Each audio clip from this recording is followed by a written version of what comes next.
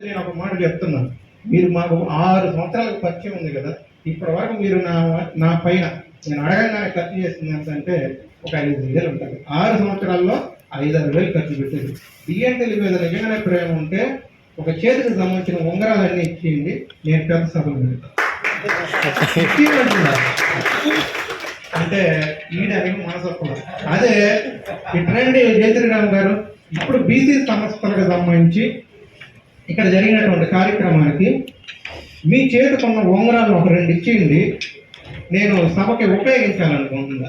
మీకేమైనా అభ్యంతరం ఉందా? తీయలేదులే బలవంతంగా. ఎందుకు అంటున్నానంటే 3.5 లక్షల శ్రీరాముని మాలధారణ మీరు చెయ్యండి రాష్ట్ర వ్యాప్తంగా. ఇప్పుడు వారు అన్నారు వెంకటరావు, పిల్లలు ఇప్పుడున్నటువంటి భవిష్యత్తు ఎట్లా పాశ్చాత్య దేశాల యొక్క సంస్కృతుల్ని తగ్గించి చేయాలనే ఉద్దేశంతోనే మనం ఏర్పాటు చేస్తే 3.5 లక్షలు ఖర్చు పెట్టాడు. శ్రీరాముని మాలధారణ ఏదైతే ఉందో దాన్ని మనం చేస్తాం రాష్ట్ర వ్యాప్తంగా. రాష్ట్రంలో మొదటగా మనం ప్రారంభం చేస్తే అత్యంతలు వచ్చినప్పుడు కూడా 2 నెలల ముందు మనకు అప్పచెప్పాడు.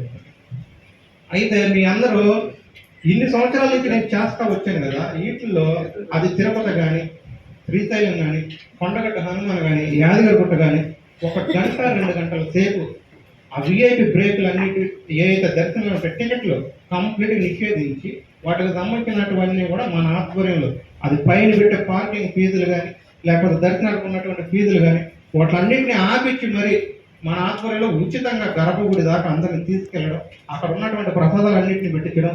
జనాభా ఒక 1000 మంది పైన నుంచి 3,000 మధ్య, అంటే కేవలం సమయంలో ఒక 120 నుంచి 170 మంది మధ్య మన ఆధ్వర్యంలో అన్ని రాష్ట్రాల నుంచి వస్తారండి. అంటే దీని అర్థం ఏమని, నేను ఎంత శ్రమ చేస్తే అంతమంది వస్తారంటారు. ఇంత తెలిసి కూడా ఇప్పుడు అన్ని జిల్లాల్లో కార్యాచరణ చేశారు.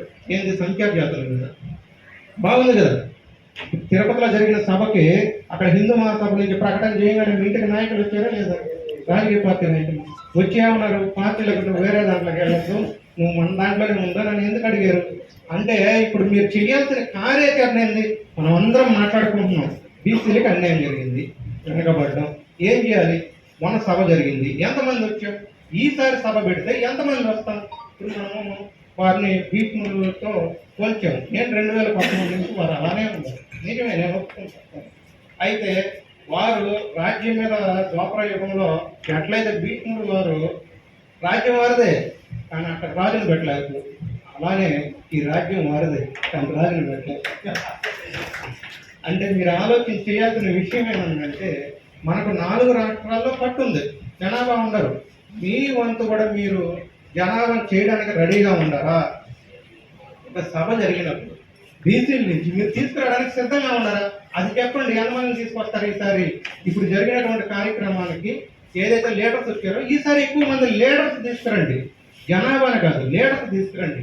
జనాభా ఏదైతే బహిరంగ సభలు అంటారో అక్కడ తీసుకురావడానికి కార్యాచరణకి మీరు ఎంతమంది సిద్ధంగా ఉన్నారు, ఎంతమంది ఆర్థికంగా చేయడానికి సిద్ధంగా ఉన్నారు, అలా ఆలోచించండి. అవి చెప్తే మాకు ఇంకా కూడా కొంత ఆనందాన్ని ఇస్తుంది.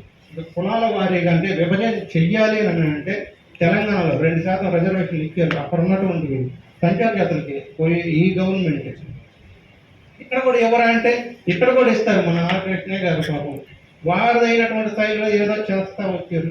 ఇప్పుడు వారు రిజర్వేషన్ తీసుకొచ్చి ఇవ్వాలనుకోండి, వారు చెప్తారు. ఎన్నిసార్లు చెప్పినా వారిని ఒప్పించగలరా? ఒప్పించలేరు. 2 పార్టీలకి మనం స్వతంత్రం వచ్చిన దగ్గర నుంచి ఇప్పుడు దాకా అయితే ఆ పార్టీని తిడతాం, లేదంటే ఈ పార్టీని తిడతాం, కానీ మళ్ళీ అదే పార్టీలకు ఓట్లేదు, మళ్ళీ గెలిపిస్తాం.